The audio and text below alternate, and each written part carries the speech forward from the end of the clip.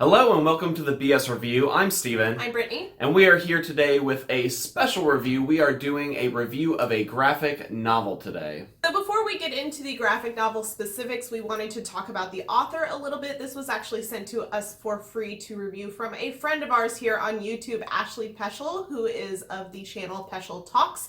He also does movie reviews, book reviews, etc. on his channel just like we do. So when he saw our Hellboy comic review, which we will link for you if you're interested, he reached out and asked if we would be willing to review his own comic book, which has a similar feel, and of course we jumped at the chance. So this graphic novel is called S.T.E.A.M. Island Under Siege, and Ashley is the author, so he wrote everything, and the artist is actually Peter Magro, and so they kind of teamed up to do this story. Now what's interesting about this is that this entire story takes place on the island of Malta, which Ashley actually lives there, and so you get a unique perspective on the island and setting throughout, which is pretty cool. Now this graphic novel was released in 2015, it's even on Goodreads and stuff, so you guys can go check it out. And we were excited to read this. It's not too often that someone sends like an official cool comic book. When he said he had his own graphic novel, I was not expecting to get like a professional, cool cover, everything book, and it was very exciting. So as Steven said, this graphic novel is set on Malta in 1942 during World War II, and what's going on is obviously the war, but we also have this unique threat that's happening on the island that we don't quite know enough about, and to defeat this threat, a unique team is put together to go after it, which is essentially the good guys. But this threat is so large and so dreadful that evil forces are after it as well. And so a race kind of ensues, good versus evil, all that classic good storytelling stuff. So we want to start out our review talking about what we really enjoyed about this novel. And first and foremost is the storyline and the plot. I found this a very unique and interesting story while also having very familiar tropes and beats as you've seen in a lot of like team up stories. So it has some familiarity to it that you can kind of like get into it, but it also had a lot of unique pieces. Every single found family team kind of has that, and the way the storyline and the plot moved, I think keeps you very interested throughout the entire story. Yeah, it felt very cinematic, especially the way some of the panels open up in a very like Indiana Jones or like we said Hellboy-esque feel where you move into a set piece and have these cool moments with these characters, and it's a lot of fun. And I think one of the more interesting aspects of this graphic novel is actually the characters. I think the characters in this are really well written. All of them are very unique, especially when it comes to their abilities and their backstories. I found very fascinating. And especially for like a #1 in a series and really kicking it off, I felt like it did a good job of giving you enough backstory on some of these characters while still leaving a lot of depth to be explored later. Like there's several characters that I was like, I want to know more about this person and how they got their powers and what's going on with this. In a lot of team-up stories, I find that the narrator's author, whatever have you, goes into too much details in these backstory, and it takes away from the ongoing plot and storyline as you're having this like intense flashback of this entire character's detailed history, and then they do it for the whole team. It interrupts the plot, it interrupts the flow, and this did not do that whatsoever. Like Steven said, I completely agree that it leaves you just enough to be intrigued, but also not confused. And it maintains this light flavor between the characters where you have some sass and sarcasm, which is like definitely our cup of tea, that feels very like reminiscent of almost like the MCU or like the earlier Hellboy films, you know, because they're dealing with all these intense situations, but there's still that fun dialogue between the characters. It's very like Romanov and Clint kind of dynamic where like you know there's history there, but you don't know what it is and you just want to know what Budapest is. It's kind of similar to that.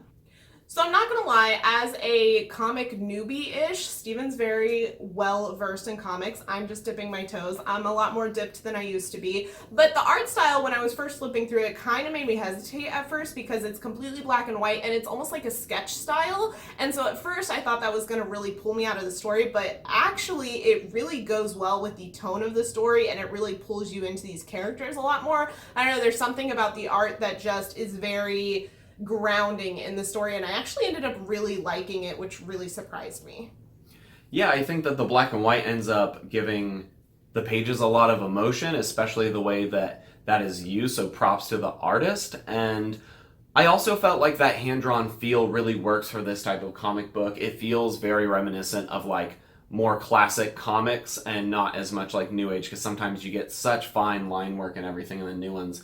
It feels very like, I don't want to say professional, but manufactured is probably a better word. And I actually really like how you can kind of, get drawn into this interesting style and the way the characters are drawn. They always look a little bit different on each page, and you can tell that everyone's been hand drawn and not just like digitally recreated. And something I've complained about before in some of our comic reviews is when you get really zoomed in or out of characters, that their facial features change, or they get a lot less detailed or more detailed, and it's a really jarring experience for me personally. That didn't happen in this. You have the same level of detail no matter like what depth you have of the character, like it equals the depth, which I really enjoyed. And actually, in hindsight, I think that the black and white color palette actually works really well for the setting, because this is a World War II 1942 setting. Black and white just works. As we said before, the author Ashley actually lives on Malta, where this entire story takes place. And I actually found it very interesting because I really don't know a whole lot about Malta. And so I really felt like throughout this story, I got a good feel for the location and some of the culture. And I really liked that. I felt like there is a unique perspective there, since Ashley, who wrote this, lives there, that you wouldn't have gotten if you just picked some random island that didn't have its own unique, cultures and ideas that could be put into the story. I found the conclusion of this very satisfying, but also left me wanting more. I'm not sure if this is going to be turned into a series or not. I hope it does, because I got very drawn into characters. I'm very attached to all of them, and I would like to see them have more shenanigans and more adventures together. And the end of this novel, graphic novel, definitely leaves that open to possibility. It definitely has that classic, like, we're a team now, where do we go next? Like they get a call at the end with a new project thing, but then it like fades to black. So it definitely leaves you not on a cliffhanger. The story definitely concludes itself, but it leaves you open for additional stories to come. Hey guys, Editing Brittany here. We were actually able to get a sneak peek at the next installment in this series, so we have a couple of sneak peek panels and photos to show you of what's coming up next. Now, no work is perfect, and we did have a couple, minor criticisms as we were reading this and things we experienced. And one of them for us was that sometimes the balance of dialogue felt a little heavy-handed in some places and a little light in others. So you'd have a couple pages where they really slammed you with a lot of text, and it felt like it kind of slowed down the reading of the comic for me sometimes. Sometimes I was stuck on a single panel for a little too long for my taste when reading a comic book. And along with that, because of that, sometimes there's almost too many dialogue bubbles in a single panel. And so I hope in the future maybe that dialogue is spread out across the scene, or introducing a couple extra panels in order to make the dialogue a little easier to follow and not get mixed up on which bubble you're reading next, because then you have to stop and go back and then reread it. As a counterpoint to that, I didn't really have a problem with the amount of dialogue on the page. I do agree sometimes it was organized in a way that made me have to reread it, but the amount of dialogue as a primary book reader, not a comic reader, that actually flowed really well for me, because sometimes in comics I get overwhelmed with the pages that have very little dialogue and it's just pictures, and I have to spend time taking in all the pictures instead of being told what's going on in the story, which I know is the point of comics. But just an alternate perspective as someone who likes the reading of words, I didn't necessarily have a problem with the amount of dialogue on the page. Now, my biggest frustration with this story has to do with the characters, and particularly the one female main character in our little ragtag group. She joins the group a little further into the story, and she has some really interesting characteristics. She has some cool abilities and backstory and relationships. However, as happens with most stories like this, she's very over-sexualized, especially at the beginning. We have most of the men on the team hitting on her. You have most of her outfits being very revealing and skin tight, and even jokes about shirts coming off, etc., or being soaked. It's very common in novels like this, so I don't want to say it's out of the norm.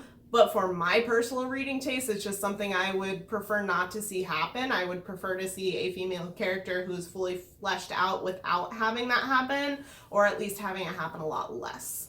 So despite our criticisms, we actually quite enjoyed reading this, and I am more than looking forward to possibly another one in the series. Get on it, Ashley. But we would recommend this to people. I think it's an enjoyable read. It's something a little bit different. While the story is not the most out there, I do think it has some unique characters with abilities and stuff that is definitely interesting if you like that sort of thing. And we definitely do, and we enjoyed it a lot.